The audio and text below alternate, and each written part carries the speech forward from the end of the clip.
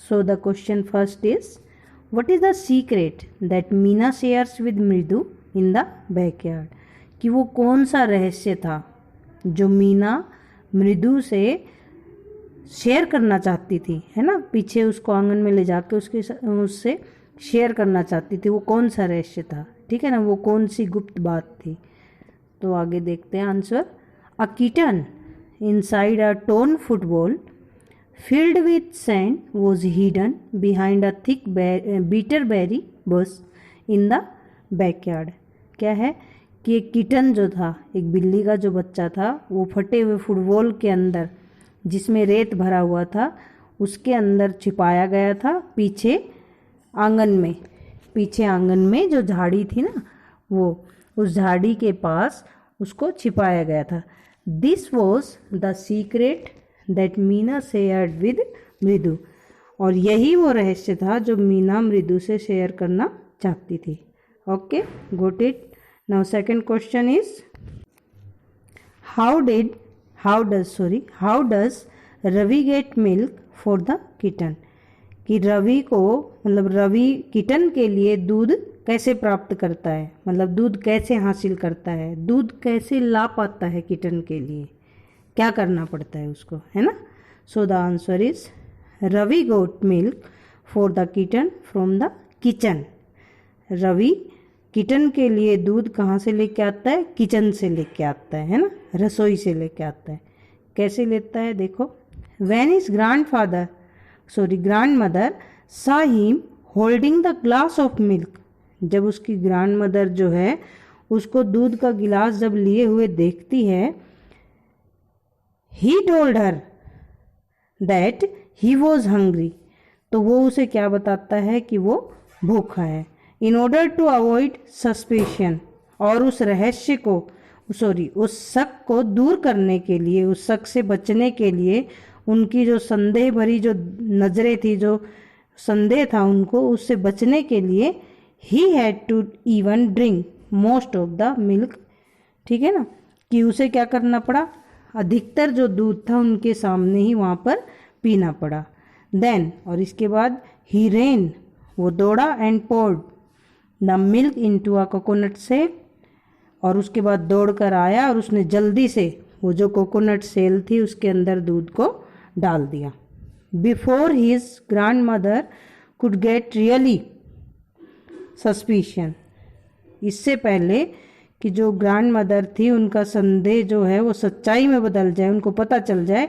He ran back to the kitchen और washed the tumbler and put it back. इससे पहले कि grand mother को इसके बारे में पता चलता, वो दोबारा से रसोई में दौड़ के गया और ग्लास को धोकर वहीं पर वापस रख दिया।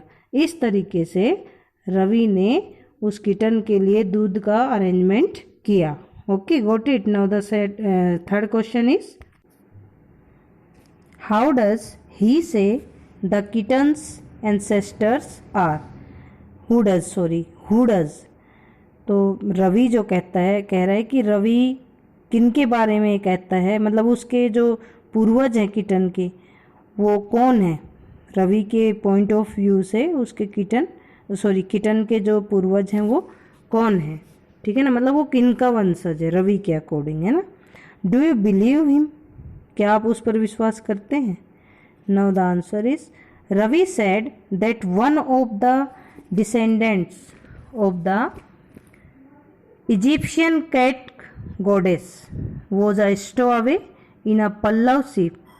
तो क्या कहता है रवि के अकॉर्डिंग, रवि क्या कहता है, रवि ने कहा कि जो इजिप्शियन, जो मिस्र की जो देवी थी, जो बिल्ली, ठीक है ना, उनकी एक जो उनका कोई वंशज था, वो चुपचाप पल्लव राजवंश का जो जहाज था ना, उसमें चुपचाप छिपकर बैठ जाता है।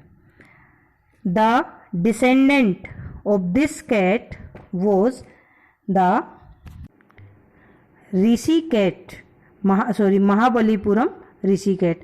और उनका जो एक वो वंशज है, वो वंशज कौन सा है, जो महाबलीपुरम में जो ऋषि कैट है वो उनका ही एक वंशज है, इसका वंशज है। And their kitten had descendant from the Mahabalipuram Rishi cat. और उनके जो किटन है मतलब उनके जो बच्चे हैं, कहने का मतलब है वो कह रहा है कि वो जो इजिप्शियन कैट गॉडेस है ना, उनका कोई वंशज था, वो पल्लव वंश राजवंश का जो जहाज़ था उसमें छिपकर बैठ गया और वो महाबलीपुरम में आ गया। और कहता है कि the descendant of this cat was the Mahabalipuram Rishi cat. और ये जो वंशज है ये महाबलीपुरम के मतलब ऋषि कैट जो है वो उनका वंशज है। एंड देयर किटन मतलब उनका जो किटन है जो रवि मृदु और इन्होंने पाल रखा है, इनके पास जो है ना इन्होंने पाला हुआ है जिसको छिपा कर रखा हुआ है, उनका जो किटन है वो कह रहा है हैड डिसेंडेड, वो वहाँ से ही भेजा गया है मतलब उन्हीं के वंश से है। किसके वंश से? फ्रॉम द महाबलीपुरम ऋषिकेट के ही वंश से। ठीक है। His narrative concerning the genealogy of the kitten is unbelievable. और कहता है कि हिज नैरेटिव मतलब रवि का जो वर्णन है कंसर्निंग किसके विषय में? द जेनेलॉजी मतलब जेनेलॉजी का मतलब क्या है? वंशावली मतलब वंश क्रम, उस किटन के वंश क्रम के बारे में, उसके वंश के बारे में जो रवि का जो वर्णन है, रवि ने जो वर्णन दिया है उसके विषय में। कंसर्निंग का मतलब क्या है? उससे रिलेटेड, उससे संबंधित, उस विषय में।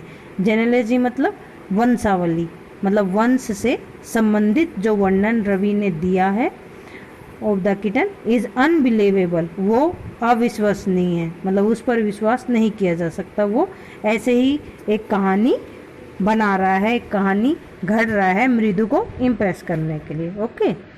And the next question is what was the noise that startled मृदु एंड फ्राइटन्ड महेंद्रन। कहता है कि वो कौन सी आवाज़ थी जिसने मृदु को क्या कर दिया? चौकन्ना कर दिया था और क्या कर दिया था? महेंद्रन को डरा दिया था। महेंद्रन उससे एकदम से डर गया था। तो ऐसी कौन सी आवाज़ थी जिसे ये सब हुआ, है ना? तो ये हमने चैप्टर में पढ़ा है ना। तो आंसर देखते हैं। द नॉइस दैट स्टार्टल्ड मृदु एंड फ्राइटन्ड महेंद्रन, कि वो आवाज़ जिसने मृदु को चौकन्ना कर दिया था, चौंका दिया था, चौंक गई थी मृदु, और जो महेंद्रन है जो कीटन है वो डर गया था बुरी तरह से। Was an unusual sound a crèche, वो एक अजीब सी आवाज़ थी क्रीच की, है ना? क्रीच इस तरह से आवाज़ थी वो। This creaking was actually Lalli's attempt at learning to play the violin. और ये जो क्रीचिंग की जो साउंड थी वो वास्तव में कैसी साउंड थी? वो थी लल्ली के द्वारा वोयलिन बजाना सीखने के लिए जो उसका प्रयास था, मतलब जो वो सीख रही थी उसके लिए जो प्रयास था, तो उस प्रयास को करते हुए वोयलिन बजाना सीखने के लिए जो प्रयास कर रही थी, तो उससे वो आवाज़ जो है क्रीचिंग की जो साउंड है वो आ रही थी, जिसकी वजह से मृदु एकदम चौंक गई थी और महेंद्रन बुरी तरह से डर गया था। Okay student, got it? Now the question answer of part second.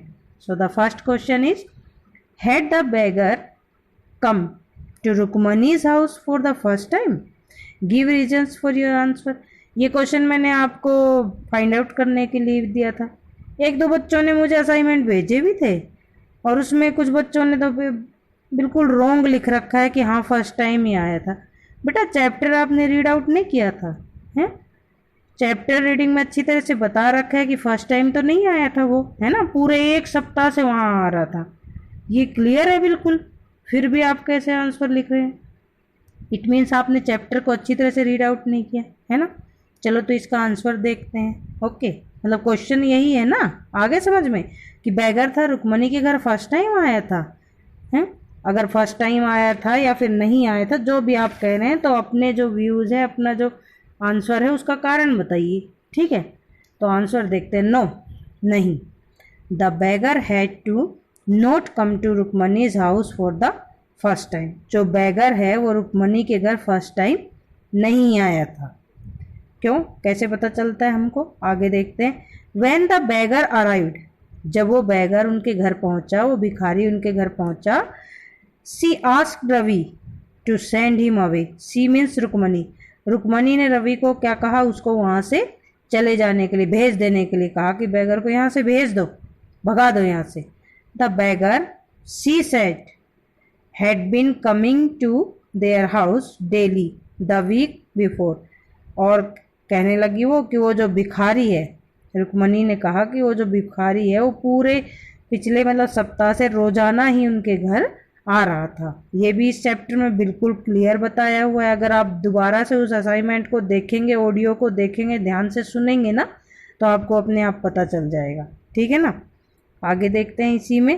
She said it was time he found another house to beg from. और उसने क्लियरली ये भी बोला था कि अब उसके लिए टाइम हो गया, अब कोई वो दूसरा घर देखे भिक्षा के लिए, अब भीख लेने के लिए कोई दूसरा घर देखे, क्योंकि पूरा सप्ताह भर हो गया उसको उनके घर आते हुए।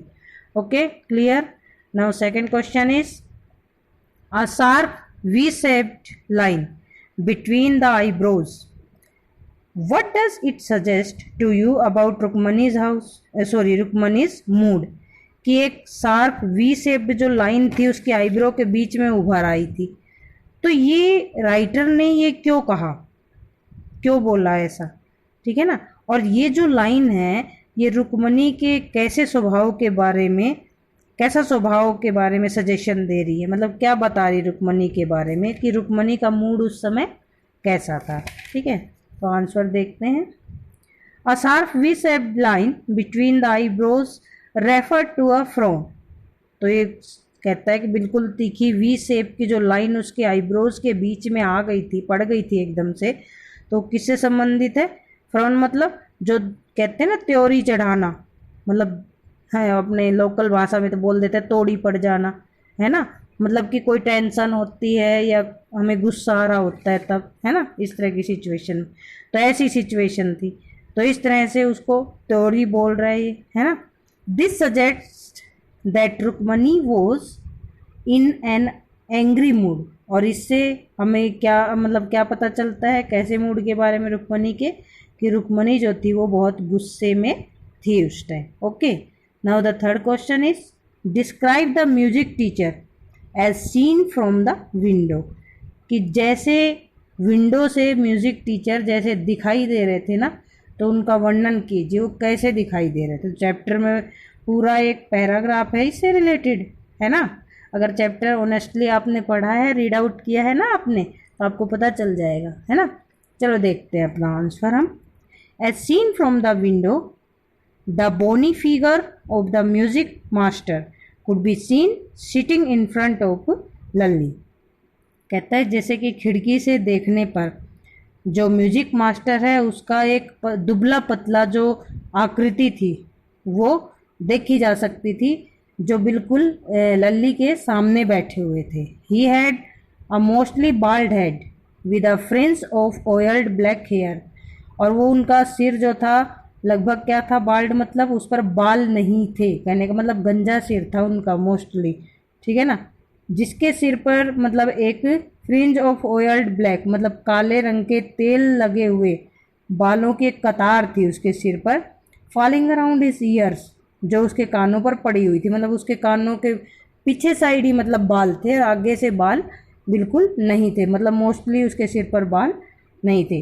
एंड एन ओल्ड फैशन टप, और उन्होंने एक पुराने फैशन वाली चोटी छोड़ रखी थी, मतलब चोटी जैसे बाल पीछे छोड़ रखे थे और उनको गांठ जो बांध के ना ऐसे छोड़ रखा था खुला चोटी की तरह, है ना। इस तरह से उसके बालों का वर्णन करता है। आगे बोलता है a gold chain gleamed around his leathery neck, और एक सोने की चैन जो थी उसके झुर्रीदार जो उसकी गर्दन थी ना चमड़े की तरह दिखने वाली, उस गर्दन में चमक रही थी। And a diamond ring glistered on his hand as it glided up and down the stem of the violin. और कहता है कि एक हीरे की अंगूठी उसकी उंगली में चमक रही थी जब वो वॉयलिन बजाने के लिए, वॉयलिन की जो स्टिक थी जब उसको ऊपर नीचे कर रहा था बजाने के लिए, तो उसकी उंगली में वो हीरे की अंगूठी जो थी वो चमक रही थी। आगे कहता है a large foot stuck out from beneath his gold border वेस्टीएज। वेस्टी धोती के लिए तमिल भाषा में जो धोती है ना उसको वेस्टी बोलते हैं, ठीक है ना। तो कह रहे हैं कि लंबा जो पैर है उसकी सुनहरे बॉर्डर वाली उस धोती के किनारे के नीचे से बाहर निकला हुआ था उसका पैर जो था, है ना। He was beating time on the floor with the scrawny big toe. और वो बार बार फर्श पर जो है जब वोयलिन बजा रहा था तो पैर भी उसी धुन में चल रहे थे। तो उसके अकॉर्डिंग क्या हो रहा था, उसके जो पैर का जो लंबा और पतला अंगूठा था ना, वो उससे फर्श को बार बार रगड़ रहे थे, मतलब उसके पैर भी आगे पीछे यूं चल रहे थे, हिल रहे थे। जब वो वोयलिन बजा रहे थे तो हाथ के साथ साथ पैर भी हिल रहा था, तो उसका वर्णन किया है। Okay students, it's enough for today. आपको असाइनमेंट के लिए शेड्यूल तो भेज दिया गया है, ठीक है ना। तो अपने असाइनमेंट एक पीडीएफ फाइल में बनाकर आप भेजेंगे चेकिंग के लिए। ओके, और जो रेस्ट ऑफ द क्वेश्चंस है वो नेक्स्ट असाइनमेंट में आपको भेजे जाएंगे। ओके।